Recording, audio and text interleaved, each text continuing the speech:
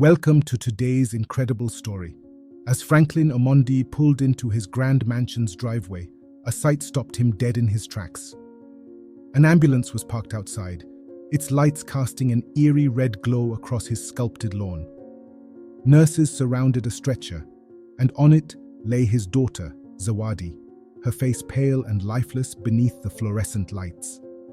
His wife stood to the side, her face a canvas of shock and grief. Frank's heart seized in his chest. Just minutes earlier, he'd felt invincible, blocking traffic, ignoring the blaring ambulance sirens in his rearview mirror. He thought he was the most important man on that road, too important to let some lowly ambulance through, and now here it was.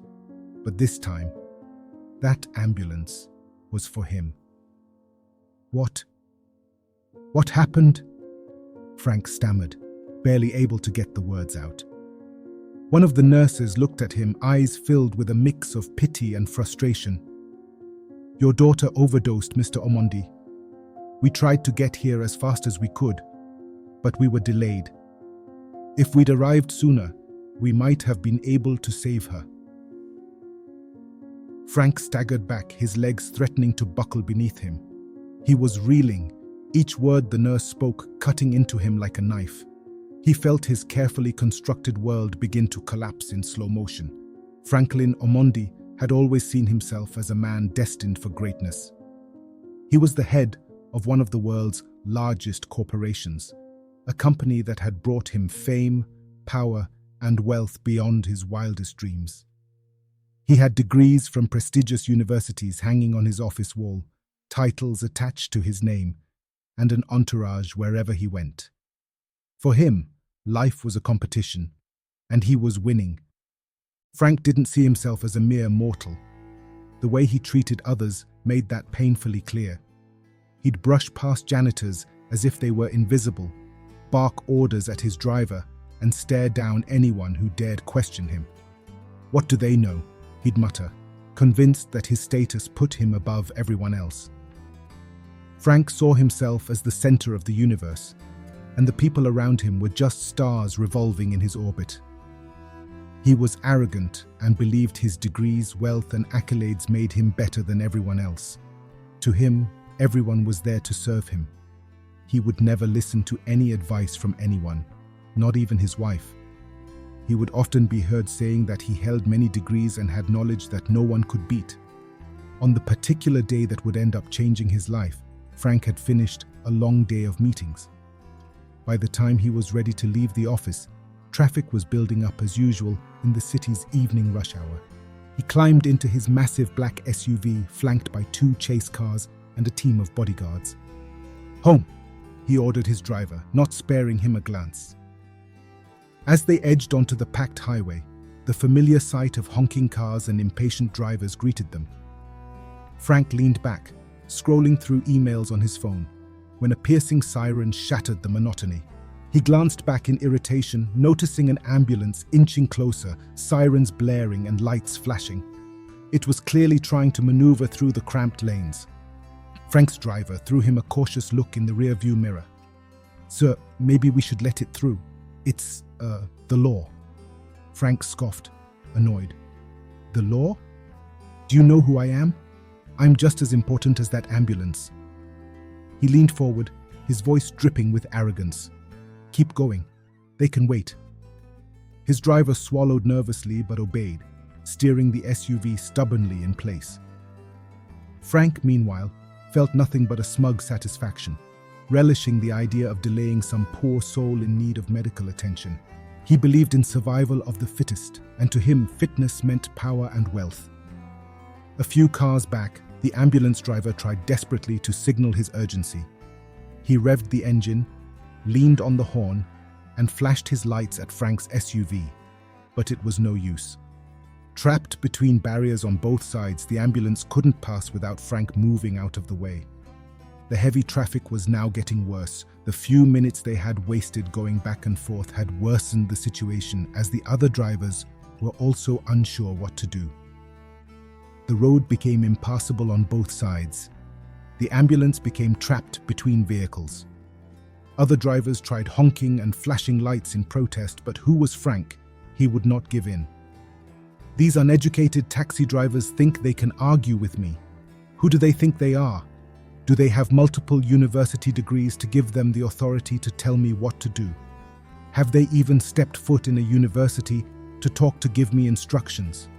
Frank shouted at his driver, who knew the ambulance needed to be given way, but did not want to lose his job by going against the orders of his boss.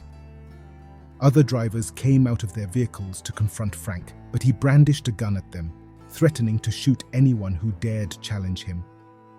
The drivers gave in, but were surprised at a man who lacked common courtesy on the road. Not an inch of humanity. Not even the ambulance wailing moved him. He was too arrogant and full of himself to reason with people he considered of a low class. Meanwhile, Frank's phone buzzed incessantly with calls from his wife. She'd called him at least 6 times, but he ignored each one of them, figuring whatever it was could wait. It was probably something trivial anyway, he thought dismissively.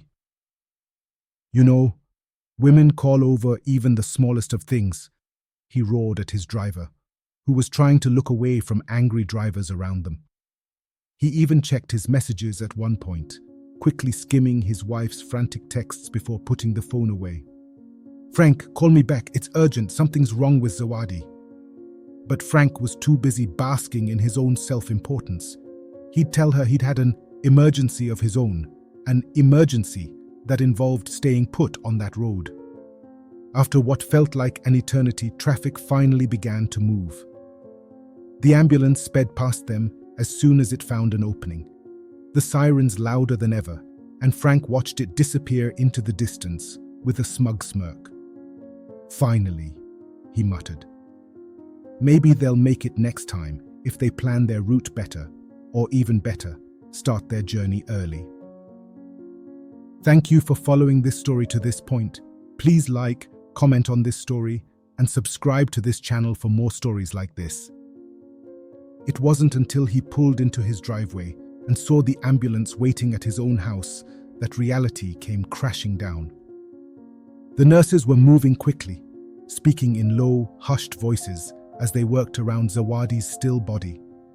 Frank was barely able to keep his balance as he approached them, his face pale and eyes wide. What happened? He asked again, his voice barely a whisper.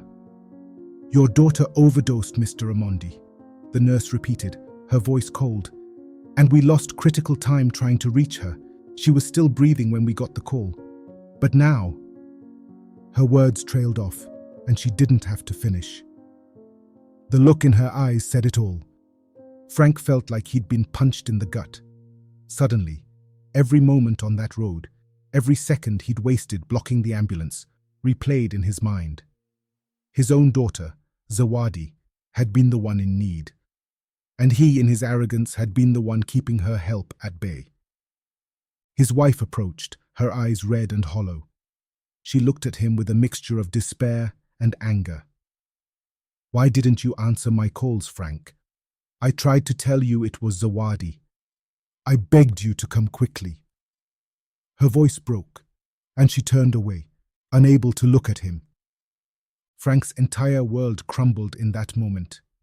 He stood there, frozen, as they wheeled Zawadi's lifeless body out of his home and into the ambulance, the very ambulance he had prevented from reaching her in time. Over the next few days, Frank's life spiraled downward. News of his actions hit the media, and soon people everywhere knew the story of Frank Amondi, the CEO who had let his own daughter die because of his pride. The backlash was immediate. His company's board met the following day and decided to terminate his position. The stock price plummeted, investors fled, and his colleagues, those he had belittled and dismissed, were only too happy to see him gone. He had made enemies all over. No one could save him, not even himself and his big ego. The humiliation didn't stop there. The police fined him for obstructing an emergency vehicle, and with the media frenzy around him, his lawyers couldn't get him out of it. Frank found himself facing real consequences for the first time in his life. His mansion, his cars, his wealth, all the things that had once made him feel powerful and untouchable, meant nothing now. The bank came for his estate. All along, he depended on loans. His fancy lifestyle with an entourage of SUVs and bodyguards was funded by loans. It was also established that he was stealing from the company to further fund his extravagant lifestyle. With his reputation in ruins, Frank moved into a small, empty apartment on the edge of town. His wife filed for divorce, unable to bear the memory of Zawadi's final moments. In the end, all Frank had left were the memories of his own mistakes, haunting him day and night. Days turned into weeks, and Frank found himself walking the city streets, an anonymous face in the crowd. No one looked at him twice. He was no longer the big man he'd once been. Gone were the bodyguards, the private cars, the trappings of power. Here, he was just another person in a sea of faces, and for the first time in his life, he was truly alone. As he sat in his small, bare apartment each night, he would replay the scene in his mind. The ambulance, Zawadi, his wife's broken voice. He wished he could turn back the clock, but it was too late. One rainy evening, Frank sat down with a journal and began to write. He didn't know what he was trying to say, or who would ever read it, but he wrote anyway. Page after page, he poured out his guilt, his shame, his regret. He wrote about Zawadi, about the missed moments, the signs he'd ignored, the countless times he'd chosen work over family. And he wrote about the price he had paid for his pride. Frank's story eventually made its way to a local newspaper where an investigative journalist took an interest in his tale. She published an article about Frank Omondi, the man who had everything but lost it all because he couldn't look beyond himself. The article went viral, and before long, Frank's story became a cautionary tale. People whispered his name as a lesson, a reminder that in the end, no amount of power, money, or status can save someone from the consequences of their own actions. Pride, as it turned out, had been Frank's undoing. And so Frank Omondi, once the CEO of a multinational empire, now wandered the city streets, a man broken by his own arrogance. He no longer looked at others as beneath him.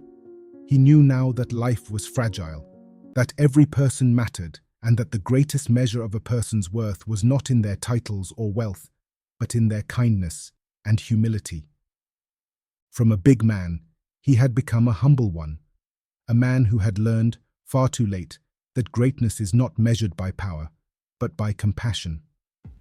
And though he'd lost everything, he carried a new understanding with him, a silent promise to himself to be better if only he'd ever have the chance again.